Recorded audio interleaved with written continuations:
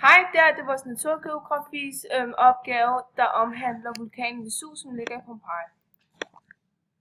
Vulkanen er 1281 meter høj, og vulkanen er opbygget igennem mange udbrud.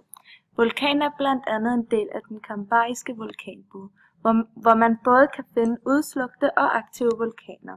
Vulkanen er kendt for sin kraftige udbrud i år 79 efter Kristus, der ødelagde den nedliggende by Pompeji.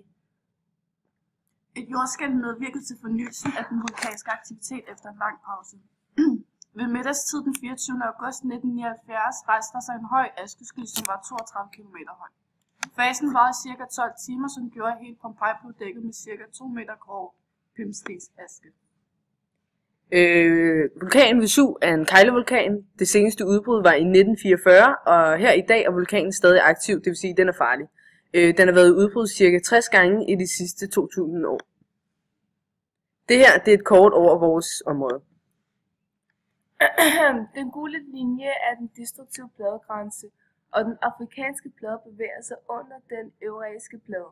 Tæt på vores vulkan ligger Campi Flegrei-vulkanen, som er 458 meter høj. Og de to orange prikker her viser jordskælv inden for de sidste 2 dage, og den gule prik viser jordskælv inden for den sidste uge. Okay, så har vi også en tsunami, og vi vil fortælle lidt, hvad det er. En tsunami opstår, når hele vandsøjlen fra havbunden til havoverfladen bliver sat i bevægelse. Til forskel fra oceanbølger flyttes vandet i hele oceanet ned til bunden, som skjuler den enorme energi i bølgen ud på det åbne hav. En tsunami kan også dannes ved en meteornedslag eller hvis en bjergside skrider. En underjordisk vulkan kan også være med til at skabe en tsunami. Og så har vi de 4 jordskælvsbølger. Den primære trænger igennem alt materiale. Den sekundære kan ikke trænge igennem jordens yderkerne, altså den flydende kerne, og L og R jordskælvsbølgerne er overfladsbølger. Her har vi jordens opbygning. Vi har skorpen. Den yderste af skorpen, den udgør sammen med den øverste del af kappen lithosfæren. Den er mere stiv og koldere end kappen og under. Og lithosfæren udgør de yderste 150 km af den faste jord. Skorpen den er 19-70 km tyk, og så har vi kappen, som ligger som et tykt lag under kernen, eller uden på kernen. Den udgør 84% af jordens rumfang og 68% af dens masse. Så har vi kernen, den inderste ende har vi kernen.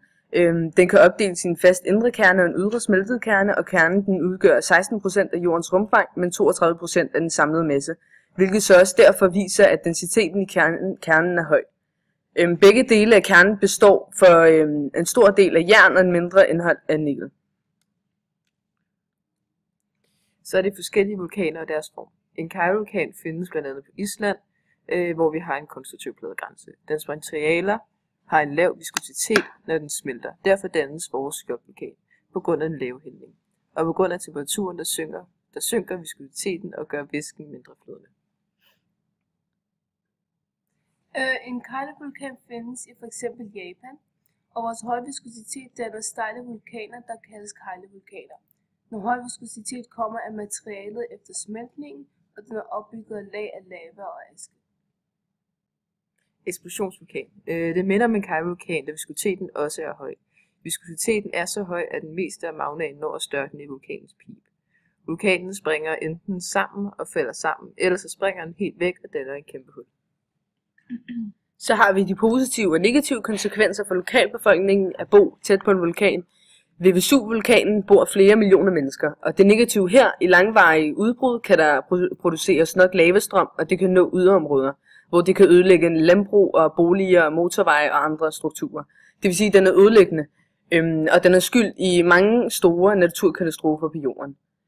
Og det positive er så, at asken fra meget voldsomme vulkanudbrud er meget næringsrige og giver derfor en god landbrugsjord, og lavastrømmen størkner, og den bjergart, der dannes, kan ofte bruges som bygningssten. Og så varmen, som dannes nede i jorden ved området, det kan udnyttes energimæssigt, og bjergarterne, der er dannet ved udbrud fra f.eks. Vesuv-vulkanen, anvendes som byggemateriale. Og vulkanske askelag er i stand til at holde på regnvandet i lang tid. Vulkansten har små huller, som suger vand til sig, når det regner. Det vil sige, at der dyrkes planter på den vulkanske jord. Det var så det, vi havde, og tak fordi du gad at se med.